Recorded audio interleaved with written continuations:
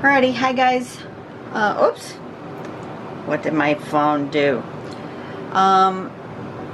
If you guys are wondering how I get my patterns, I'm at pattern-collections.com. That is what it looks like right there. Pattern-collections.com. Make sure you have the dash in there. That's very important. And then what I do is I go down to pattern focus. Looks a little different on your desktop than it does on a mobile device, but can't show you both. And then I scroll down to the pattern that I want. As you can see, as of the day that I'm recording this, we have our patterns through the end of July. They haven't started putting up the ones for August yet, but you know, I'm always drawing in July for videos that release in August or something like that, you know, a few weeks ahead. So I just scroll down to the one I want to do. The one we just did was this Flip C. So let's pick one. I know I'm going to want to do this feathering spiral on Friday, so I'm going to pick one that's in between these three. I don't know. I think I've done Greek spiral before, and I know I've done spiral fence before, so let's do this one, whatever this one is. This one is called Muscari, and I knew they were going to be a spiral based pattern because that's what all of them are this week. That's what we're focusing on. So I'm going to zoom in a little bit here, and I'm going to click on that so that it gets nice and big and I can zoom in. And it looks like it's an organic sort of flowery type shape using spirals. So step one is we're going to draw a straight line with a small leaf-like shape at the top. And then starting here, we're going to do a spiral on both sides. And then coming down again, a spiral on both sides until we have filled the space as much as we want. And then at the bottom, we're going to do this sort of a spirally kind of a shape right like that. And then if we want to make a leaf, we're going to do this sort of S curve with this shape like that, and just make a simple leaf to go with it. So there is the artwork sample.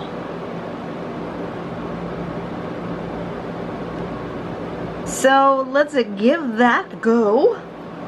See what we come up with, shall we? Turn on my light. I've changed my thing a little tiny bit, so hopefully there's less shadows. As best I can do. I fiddled, I fudged, I moved things around, and this is where I'm at. I think I want I'm trying to decide on a page here. Come here, you. I want a light colored one. I think this one. Either this one or this one. Which one should I use? I think I'm going to use that one because it's a little bit thicker stock, and in case I decide I want to do some coloring or some markers or something on it. Okay. So let's decide. Too zoomed in. Let's decide on a composition.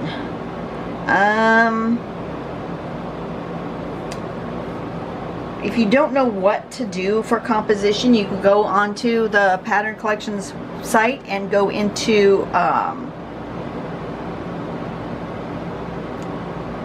oh gosh, what's the tab called? The tab is called Templates.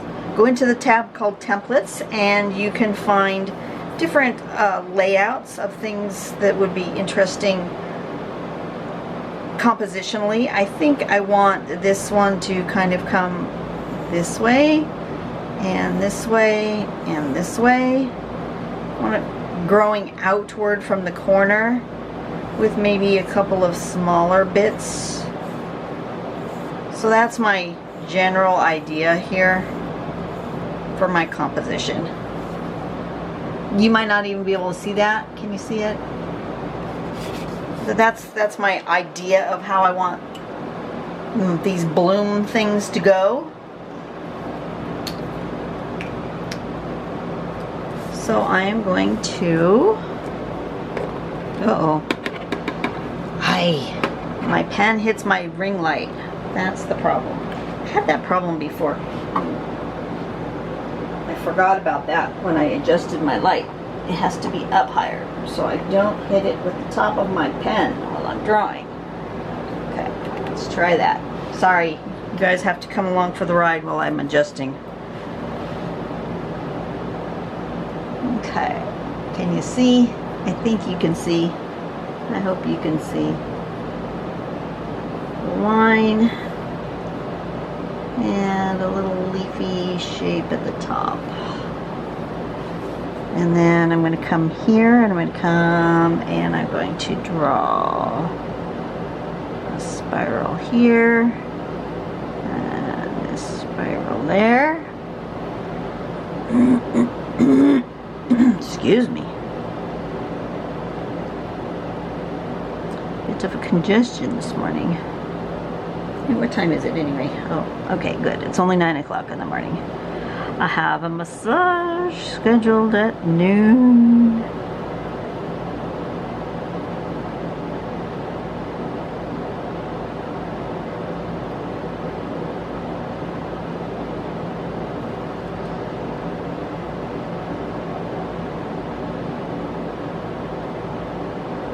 I think I want to make them bigger.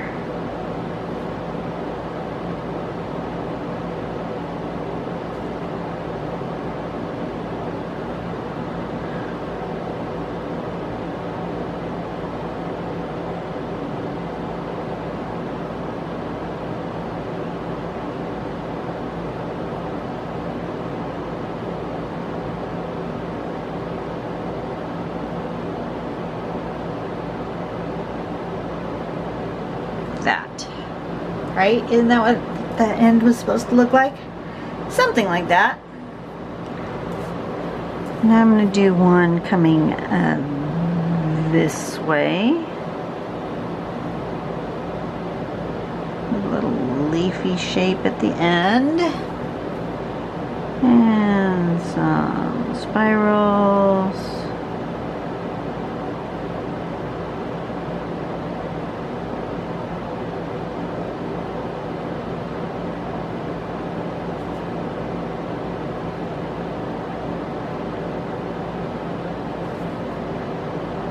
This one I seem to be making them really big on one side and little on the other. That's okay.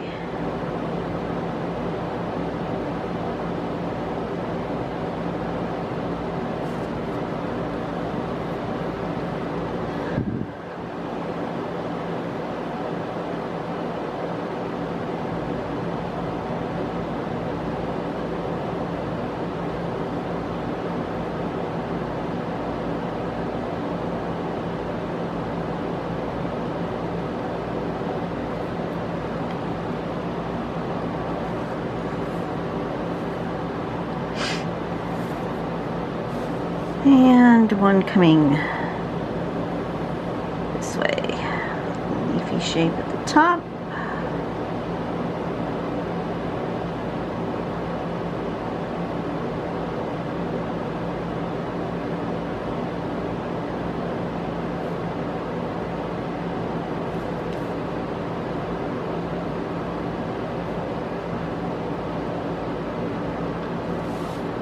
Oops. Gotta remember where my boundaries are. I've moved things so my boundaries are in a different place.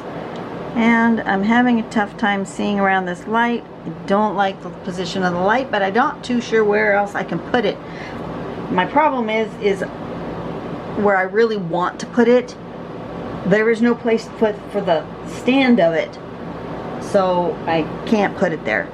So I'm actually standing up really close to the lens and looking through the ring light to see my drawing. It's not ergonomically pleasing and I won't be able to do this long term, so this particular configuration is gonna have to go.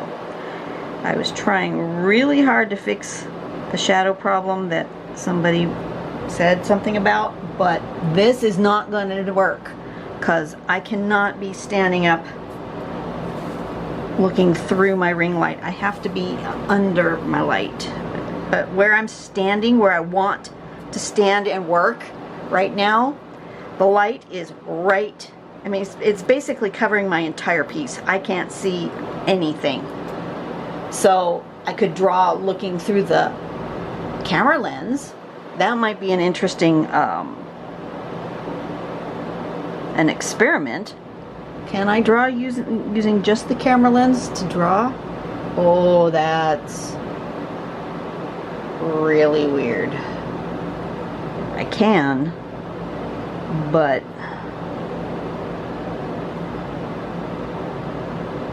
it's not easy.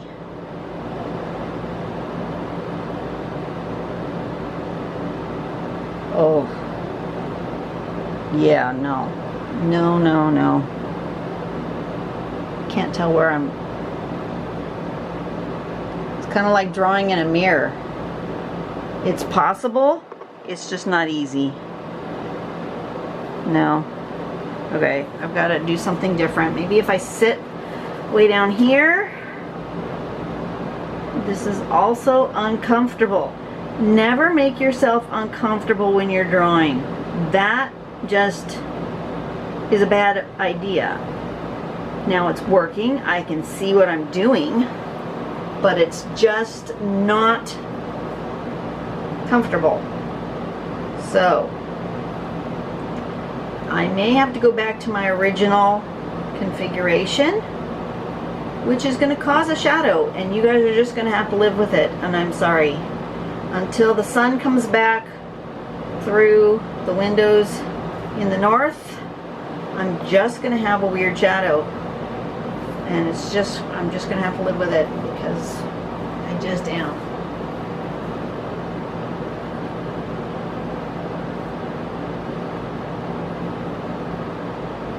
I am going to probably color this.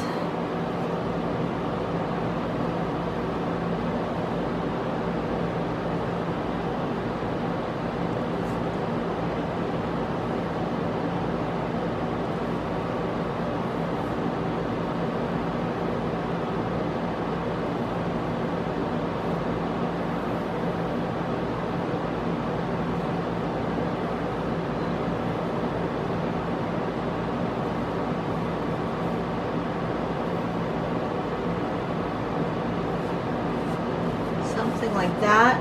I like the look of it. Let's give ourselves some color, shall we?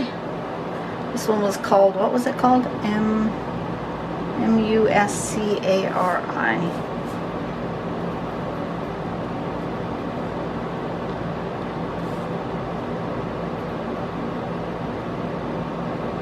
It's gonna live that way.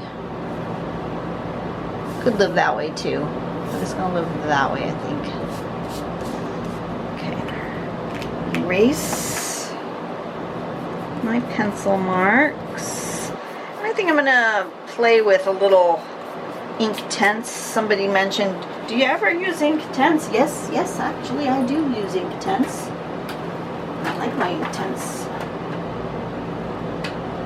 I just have the set of 24. Which is plenty of colors, at least for me. And I'm sorry about the noise of the air conditioner, but it's just too dang hot to not have the air conditioner on. I'm going to put a little green.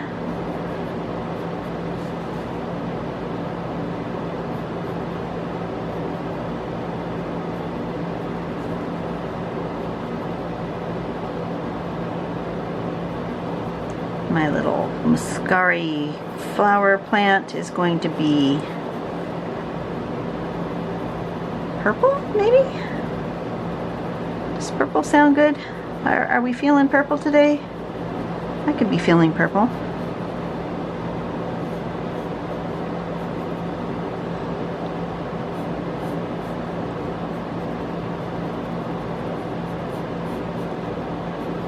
I'm just carefully, not carefully, just putting in some color. I'll put some, that was apple green, and we're going to add a little of this field green for some dark. Ooh, that's dark.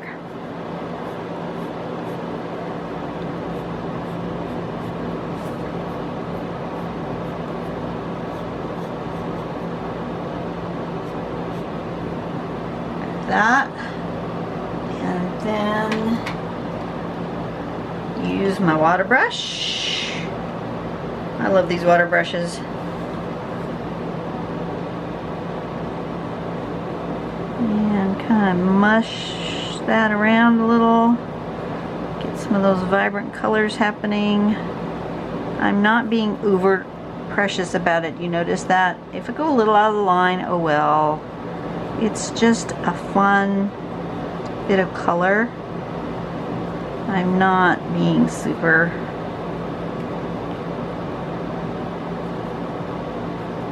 careful.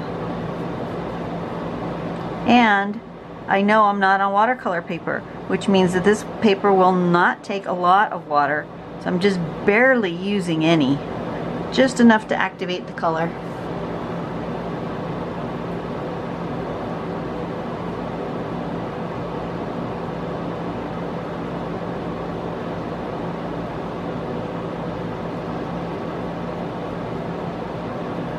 Just like that.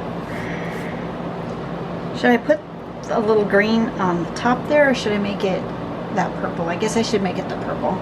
Okay, so I'm going to use a combination of purple and maybe pink.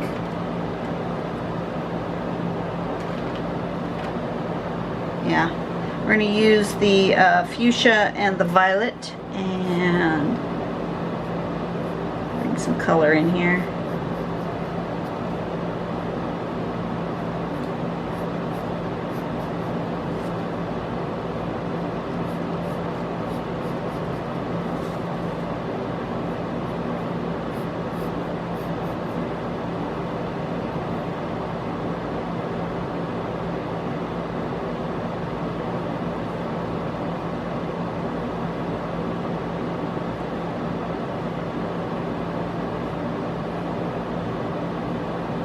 A little color on these spirals.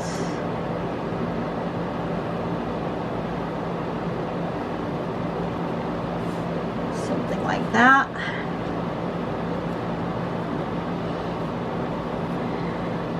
And then put a little bit of the pink.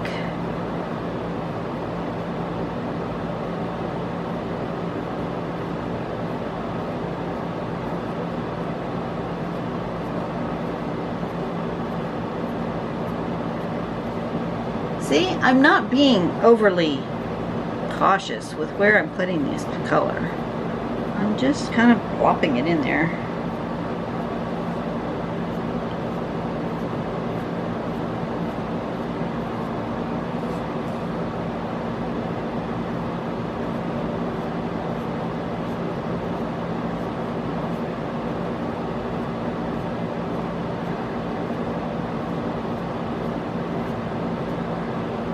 Something like that. And then we'll just plop a little water in there. Excuse me.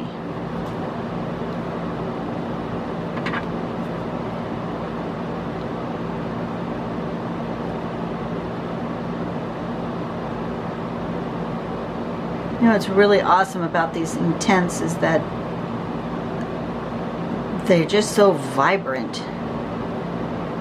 Once you put the water on, color just pops.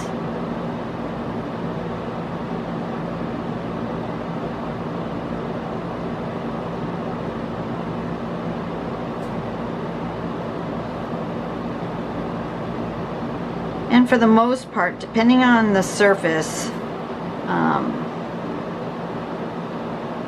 once they're dry, they are not really,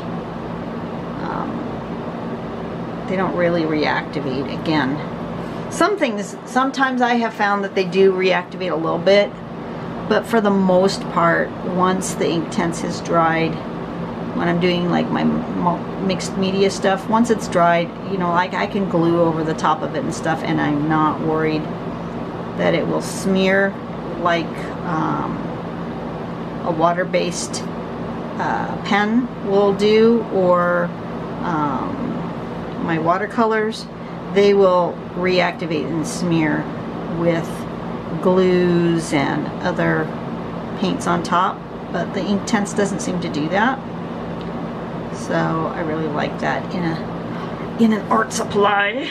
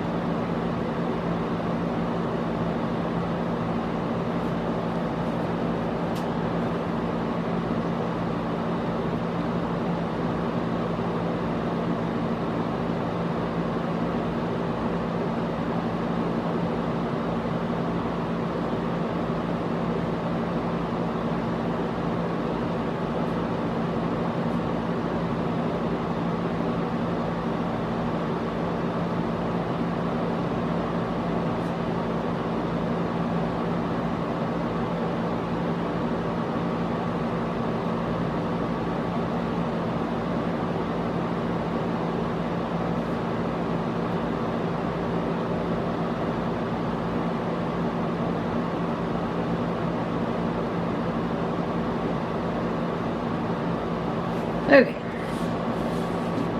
I think that's pretty. That would make a very nice greeting card, I think. I just might do that. I might take some double stick tape and just tape that right to the front of a greeting card. You can do that with your art, you know. It makes a really great little gift. And that's it. That's it for today. I will see you on the next one. The next one I want to do that spiral feathering, which I'm going to have a whole lot of fun with, but meanwhile, between the time I finish this and the time I start my next one, I need to do something with this light because it's driving me crazy. Okay, I will see you guys later.